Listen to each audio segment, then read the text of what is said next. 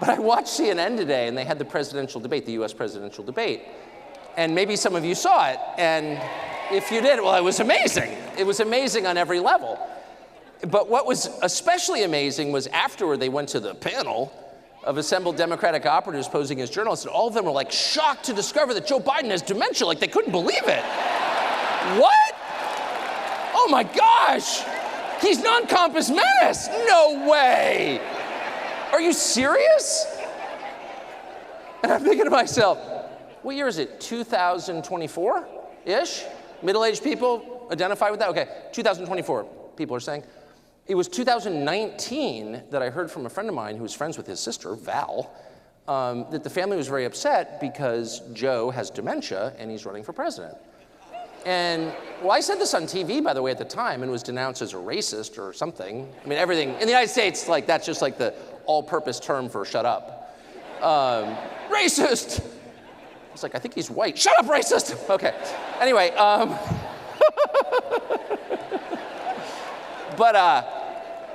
But his sister had told a friend of mine, like an actual friend of mine, one of my neighbors, that the family was upset and that his son, sadly, had passed away. By the way, not in Iraq fighting a war for freedom, but of cancer. I don't think he's aware of that. But sad, and that the family was convinced he needed to kind of get it out of his system by running for president. But of course, no one's going to like make Joe Biden the nominee because we had Pete Buttigieg for that. Who's, now it's a joke, but at the time they were like, people are gonna love Pete Buttigieg. He's incompetent, but he's gay. Great! And then people were like, what? No. So they had to go to Joe Biden, and he actually became the nominee and then somehow became the president. But it was obvious the whole time that he had no idea where he was, and that it was cruel, and that his grasping, horrible wife who like poses as a doctor was pushing this so she could go to state dinners. And everyone knew this. Like, there's not one person who didn't know this. And when you travel outside our borders, you know, people are always so nice about other people's countries. Like, they don't attack you to your face. And obviously, I'm the most American person who's ever lived, and I love my country, and I'm gonna die there, and would die for it without even thinking. That's how much, and I mean that. So everyone wants to be polite to you about your country. And when, like, if I ever went to New Zealand, I wouldn't mention Jacinda Ardern, or what, you know what I mean? That would be rude. I wouldn't say like, oh, that retarded girl with the teeth, is she here? You know, I wouldn't. That would be, no, I wouldn't. Because that's not something a guest says, right? You're in someone else's, you know, you're having dinner at someone's house, and like the food is appalling. Oh, it's so good, you know what I mean? But even given the high standards of politeness offered to foreigners in foreign lands, everywhere I've traveled around the world for the past 4 years, and it's been a lot of countries, people are like, so Joe Biden, how is he? You're like, well, I think he has dementia. He certainly does.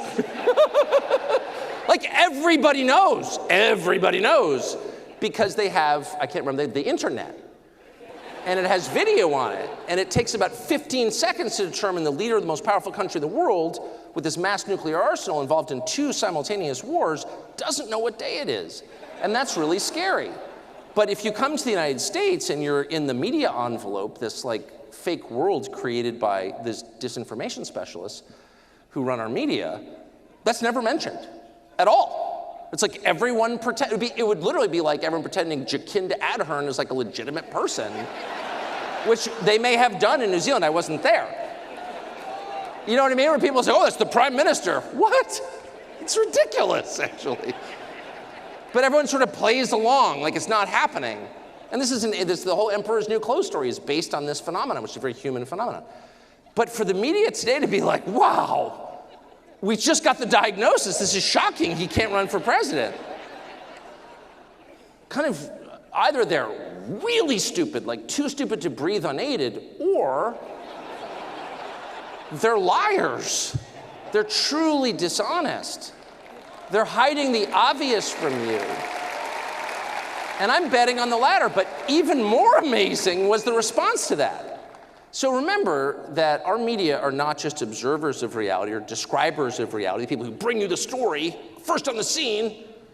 No, they're the gatekeepers to reality. You don't know what the world looks like except through them. Like, they are the pipeline through which all information flows. And in the United States, they're political actors. They work for a political party, in effect, if not officially. Like they all work for the Democratic Party. And the Democratic Party, and I think this is probably true here, has one mission this season, which is to save democracy, which is gravely in peril, you may have heard, by Vladimir Putin, who is ending our democracy, somehow. And don't laugh. What are you Putin lovers? Anyway, yeah, okay. That's fine, I don't care. It's not my president. You can love anyone you want, as far as I'm concerned, because I believe in, the autonomy of man. You can have your own opinions. But the point is, in my country, and probably here, the self-described mission of everyone in the media is to save democracy, and democracy, simply defined, is the idea that the people own their country. It's their country, and they hire people to represent them. But fundamentally, they are shareholders in this enterprise. They're owners. They're not serfs. They're not renting it. This isn't a rental car. It's your car. You change the oil in it because it belongs to you, right? And that's what citizenship is. And so in a democracy, you don't have to do everything the majority wants every moment, but over time, if what you're doing bears no relationship to what the majority wants, then you know for a fact it's not democracy.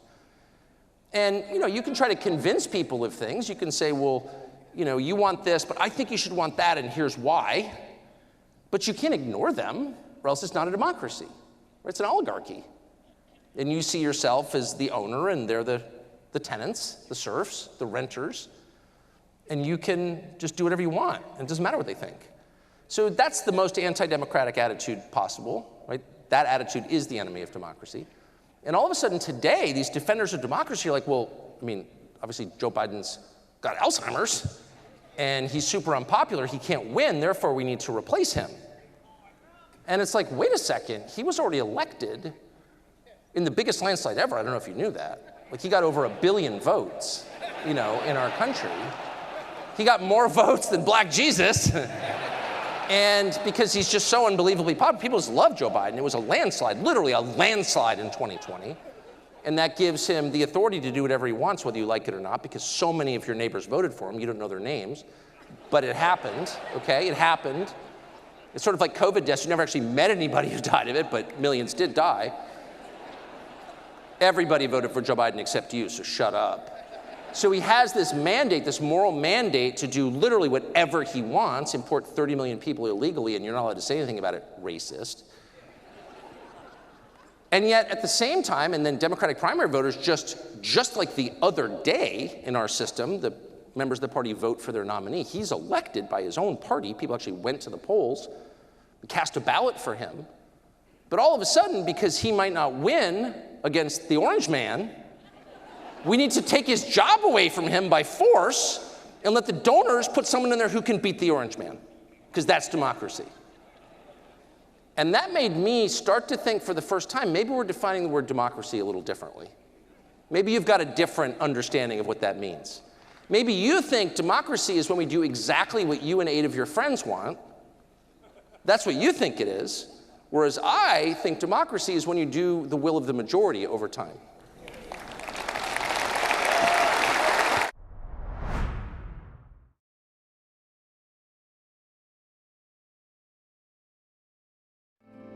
Because the flag still stands for freedom, and they can't take